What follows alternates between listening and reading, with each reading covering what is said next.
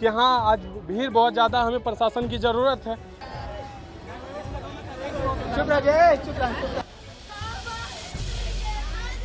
Earlier today, a stampede at the Sheetla Mata temple in Bihar's Nalanda district claimed at least 8 lives, most of them women, with several others injured.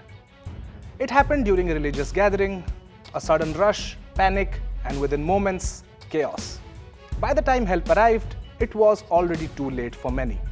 Officials have announced compensations, investigations have begun, but if you zoom out for a second, this doesn't actually feel very new.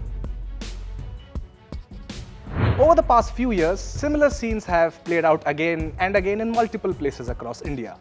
Hathras, Tirupati, crowded stadiums, local festivals, different states, different contexts, but the pattern rarely changes. A large gathering builds, movement becomes restricted, something triggers panic, sometimes a rumor, sometimes just pressure, and suddenly the crowd stops behaving like individuals and starts moving like a force. Uncontrollable. When we talk about stampedes, it's quite easy to reduce them to just overcrowding. But that's only part of the story, because crowds by themselves are not really the problem. India handles massive gatherings all the time. The real issue lies in how these gatherings are managed. Crowd movement is rarely designed. It's often improvised. Entry and exit points are too narrow. Barricading is often reactive, not planned.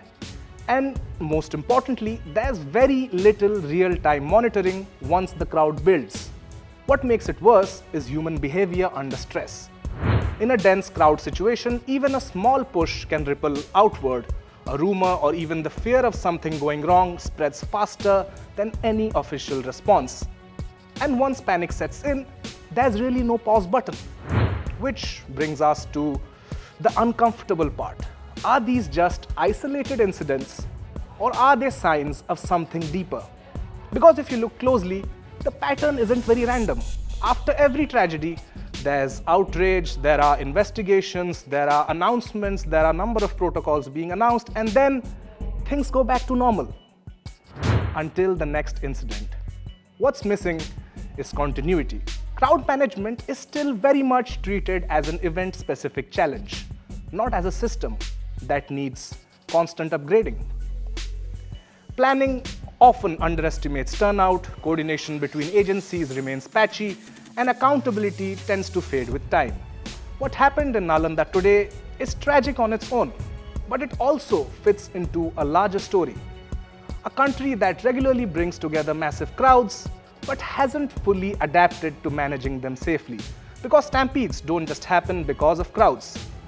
They actually happen when systems fail to keep up with them.